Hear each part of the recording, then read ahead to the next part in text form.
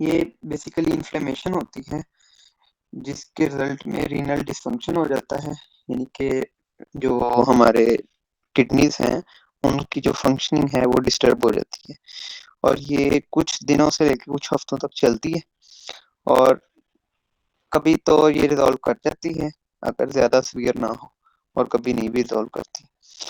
अब severe cases में 50% जो सा होता है ना वो लॉस होता है इसकी फंक्शनिंग का। ठीक है, अब इसकी मेजर जो सिम्टम्स हैं उनकी बात करते हैं। सिम्टम्स में आए तो मेजर जो सी सिम्टम है वो हिमाचोरिया है। हिमाचोरिया कहते हैं यूरिन के अंदर ब्लड का आना, इसको हिमाचोरिया कहते हैं। और ये जो आरबीसीज वगैरह इसमें आएंगे वो डिसमॉर्फिक होते हैं, उनकी शेप भी चेंज हुई जाती है अगर उनकी माइक्रोस्कोपी करवाई जाए। इसी तरह सेकंड हॉलमार्क जो सा इसका होता है वो प्रोटीन यूरिया होता है, कि पेशेंट के पेशाब के अंदर प्रोटीन्स आ रही होती हैं। अब ये प्रोटीन यूरिया एक और इसी तरह से मिलती जुलती टर्म होती है जो मैं नेफ्राइटिक सिंड्रोम में एक्सप्लेन कर रहा हूँ, एक नेफ्रोटिक सिंड्रोम भी होती है, उसकी भी ऑलमोस्ट सारी यही सिम्टम्स होती हैं, बस थोड़ा थोड़ा फर्क होता है।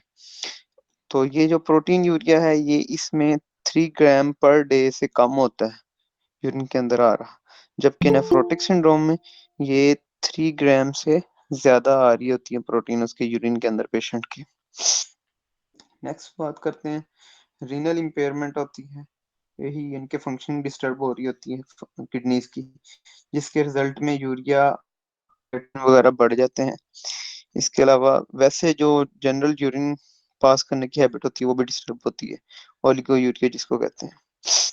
इसी तरह हाइपरटेंशन डेवलप हो जाती है, क्योंकि साल्ट और वाटर की रिटेंशन हो रही होती है इसके अंदर, और क्योंकि वाटर की रिटेंशन हो रही होती है तो एक और मेजर सिम्टम आती है ऐसे पेशेंट्स में जिसको हम एडिमा कहते हैं, यानी कि सोजिश पड़ जाना। और इसमें भी सबसे जो सी सिम्टम है वो पेरी ऑर्बिटल एडिमा, आंखों के इर्द गिर्द जो सोजिश होती है वो बढ़ जाती है। यानी कि अगर हम याद करना चाहें तो मेजर इसका निमोनिक ये बन सकता है HPHEOU, यानी कि पहले एच से मुराद हिमाचोरिया, दूसरा पी से मुराद प्रोटीन यूरिया, एच से मुराद हाइपरटेंशन, ई से एडिमा, ओ से ओलिगूरिया, और यू से यूरीमिया। ये सारी सिम्टम्स हैं जिनको हम याद रख सकते हैं इस सिंड्रोम में।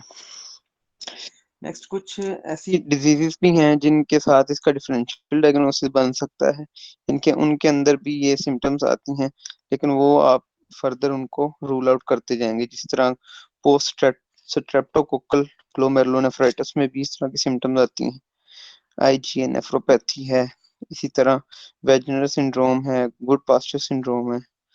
ठीक है, इनको रूल आउट आप कर लेंगे। अब बात करते हैं इन्वेस्टिगेशंस की, कि कौन कौन सी इन्वेस्टिगेशंस करवानी चाहिए ऐसे पेशेंट की ताकि डिजीज फाइनली डायग्नोज हो सके। इसमें कम्प्लीमेंट लेवल्स जो से है ना कम्प्लीमेंट प्रोटीन्स के, वो बड़े इंपॉर्टेंट होते हैं, इसका भी फर्दर रूल आउट करने में बहुत ज्यादा इंपॉर्टेंट रोल है इस डिजीज को। इसी तरह ANA वगैरह करवाना, hepatitis C and B screening. Urine analysis में आ जाए तो आपको मैंने जैसे पहले बताया डिस्मॉर्फिक रेड ब्लड सेल्स खास तौर पे मिलते हैं ऐसे पेशेंट के यूरिन में। ठीक है, इसी तरह प्रोटीन यूरिया के लेवल से भी बड़ा आप सिग्निफिकेंटली डायग्नोज कर सकते हैं कि ये नेफ्रेटिक सिंड्रोम है। इसमें मैंने बताया था कि प्रोटीन लेवल जो सा होता है वो 3 ग्राम से कम होता है, जबकि नेफ्रोटिक सिंड्रोम में 3 ग्राम पर डे से ज्यादा यील्ड होती है प्रोटीन की यूरिन के अंदर।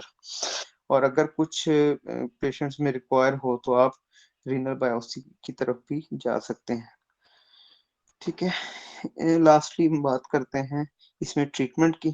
ट्रीटमेंट क्या करेंगे, तो हम ब्लड प्रेशर एक तो कम करेंगे पेशेंट का, ताकि ज्यादा से ज्यादा जो ग्लोमेरुलस है उसके ऊपर प्रेशर कम हो और प्रोटीन्स वगैरह का लॉस कम हो, क्योंकि मेजर जो सारी सिम्टम्स आ रही होंगी वो इसी की वजह से आ रही होती हैं। नेक्स्ट बात करते हैं और ट्रीटमेंट में क्या दे सकते हैं, साल्ट वाटर की रिस्ट्रिक्शन करवा सकते हैं, ये मैनेजमेंट में आएगा। इसी तरह डायूरेटिक्स देंगे ताकि एडिमा वगैरह जो सा हो रहा है वो कम हो जाए। और कॉर्टिकोस्टेरॉइड्स दे सकते हैं। ठीक है,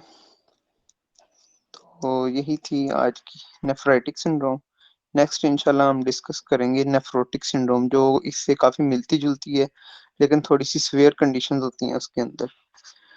In the end, thank you so much to Sir Dr. Akram for providing us such a golden opportunity to share our knowledge. Assalamu